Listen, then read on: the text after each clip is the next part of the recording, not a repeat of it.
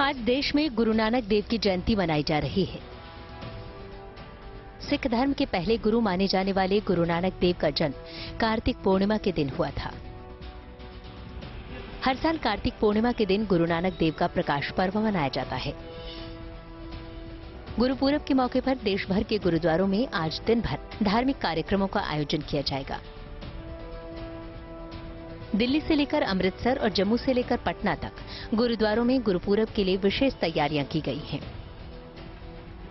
शहर शहर गुरुद्वारों को दुल्हन की तरह सजाया गया है। हर साल गुरुपूरब के मौके पर अलग अलग शहरों में अल सवेरे प्रभात फेरी का आयोजन किया जाता है। जगह जगह नगर कीर्तन निकाले जाते हैं, जिसमें काफी संख्या में हर उम्र और हर धर्म के लोग जोश और उत्साह से हिस्सा लेते हैं। इस बार भी गुरुपूरब को लेकर खासा उत्साह नजर आ रहा है।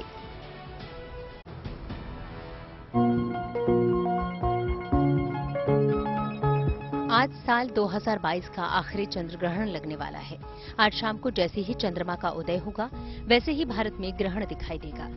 वैसे तो चंद्र ग्रहण की शुरुआत 8 नवंबर को दोपहर में ही हो जाएगी, लेकिन शाम को चांद निकलने के बाद ही इसे देखा जा सकेगा।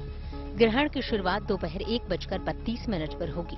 पूर्ण चंद्र ग्रहण शाम 7:26 पर समाप्त हो जाएगा।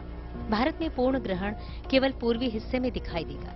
सबसे पहले अरुणाचल प्रदेश में पूर्ण चंद्र ग्रहण देखने को मिलेगा, जबकि आंशिक ग्रहण भारत के अधिकांश हिस्सों में देखा जा सकेगा। चंद्र ग्रहण में सूतक काल ग्रहण के शुरू होने से 9 घंटे पहले लगेगा, यानी इसकी शुरुआत सुबह 9:21 पर ही हो जाएगी। इसके साथ ही देश भर में सभी पूजा स्थलों के कपाट बंद कर दिए जाएंगे। भारत के अलावा चंद्र ग्रहण अमेरिका, ऑस्ट्रेलिया, एशिया, हिंद महासागर और प्रशांत महासागर में दिखाई देगा।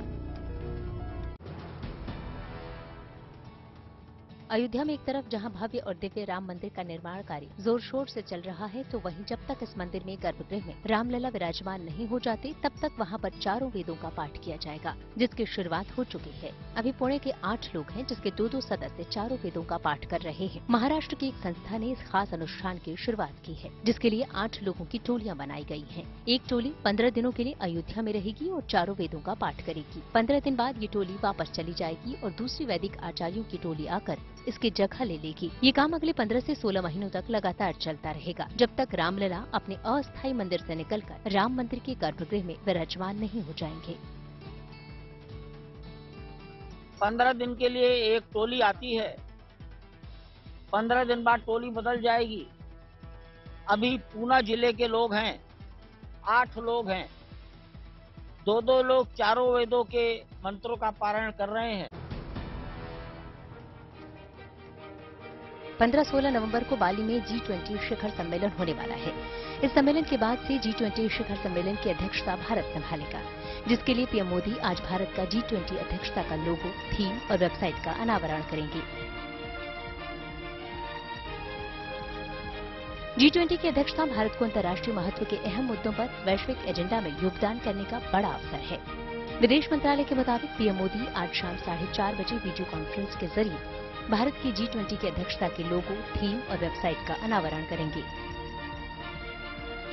केंद्र सरकार के मुताबिक भारत का G20 प्रेसिडेंसी का लोगो, थीम और वेबसाइट दुनिया के लिए देश का संदेश और प्राथमिकताओं को दर्शाएगा।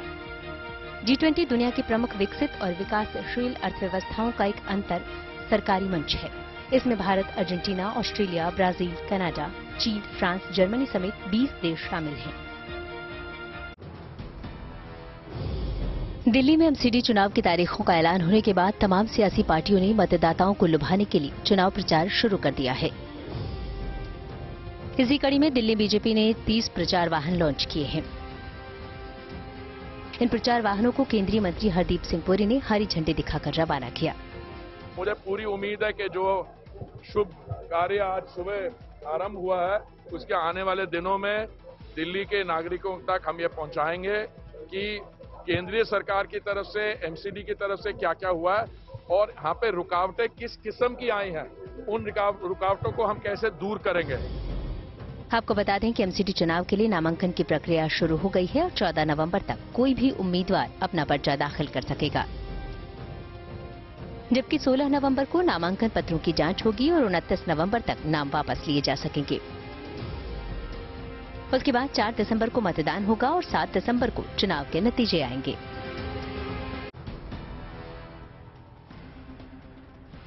देश की सबसे बड़ी अदालत सुप्रीम कोर्ट ने आर्थिक रूप से कमजोर सामान्य वर्ग को आरक्षण देने को सही ठहराया है।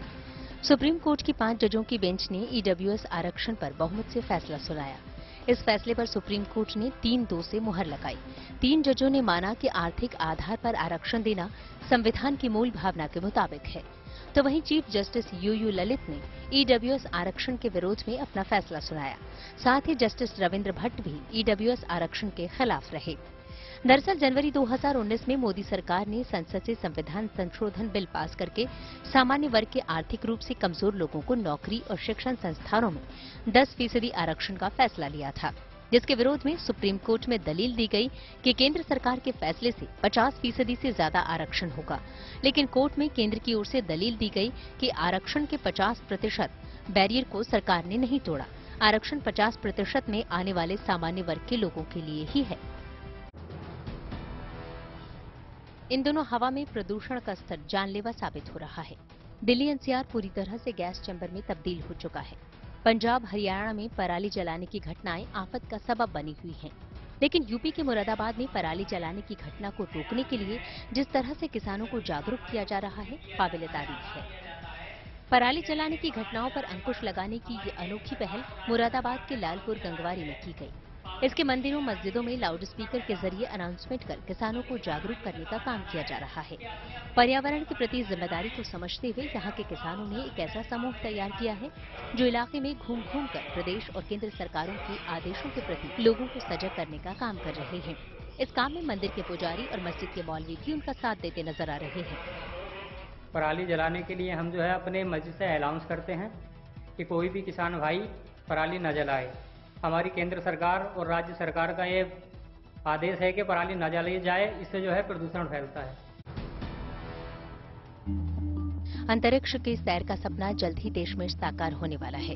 इसके लिए आपको एलन मस्क या फिर जेफ बेजोस की कंपनी को करोड़ों रुपए देने नहीं होंगे, बल्कि मुंबई की निजी भारतीय space company space aura aerospace technology private limited 2025 में अंतरिक्ष की यात्रा कराएगी। स्पेस ऑरा इस प्रोजेक्ट पर इसरो और Tata institute of fundamental research के साथ मिलकर काम कर रही है, जिसके तहत कंपनी एक कैप्सूल बना रही है जो कि 10 फीट लंबा और 8 फीट चौड़ा होगा। इसमें 6 लोग अंतरिक्ष की यात्रा कर पाएंगे। इस कैप्सूल का प्रोटोटाइप कंपनी ने पेश कर दिया है। साथ ही लॉन्चिंग के लिए देश में 2 जगहों का चुनाव किया गया है, जिसमें एक मध्य प्रदेश में है और दूसरा कर्नाटक। हालांकि कंपनी इस यात्रा के लिए कितना रुपया लेगी, ये जानकारी तो सामने नहीं आई है, लेकिन संभावना जताई जा रही है कि लोग 50 लाख रुपए में 1 घंटे अंतरिक्ष की सैर कर पाएंगे। ऑब्वियसली किसी के लिए भी एक टॉप प्रायोरिटी हमारे लिए भी वही रहेगा। इसके अंदर प्रेशराइजेशन रहेगा, ऑक्सीजन लेवल रहेगा, सिटिंग अरेंजमेंट प्रॉपर रहेगा, सारी सुविधाएं रहेगी जिसमें जैसे आप एयरप्लेन में जाते हो, जैसे आप जाके बैठ जाते हो, वैसे एक अनुभव का एहसास लेना चाहते हैं। अजमेर से लगभग 40 किलोमीटर दूर हासियावास गांव की ये तस्वीरें हैं। जिन लड़कियों को आप देख रहे हैं ये फुटबॉल की माहिर खिलाड़ी हैं। आप जानकर हैरान होंगे कि इस गांव में 3 से 4 साल की उम्र में ही लड़कियों की शादी कर दी जाती थी, लेकिन अब इस गांव में ये परंपरा पूरी तरह से टूट चुकी है। इसकी सबसे बड़ी वजह है फुटबॉल। अजमेर के केकड़ी ब्लॉक के 4 गाँव हासियावास, चचियावास, मेड़ो का नया गाँव और साकरिया की कुछ लड़कियों ने 15 सितम्बर 2016 को फुटबॉल खेलने की शुरुआत की। शुरुआत में 80 लड़कियां थीं जो अब बढ़कर 200 के पार हो चुकी हैं।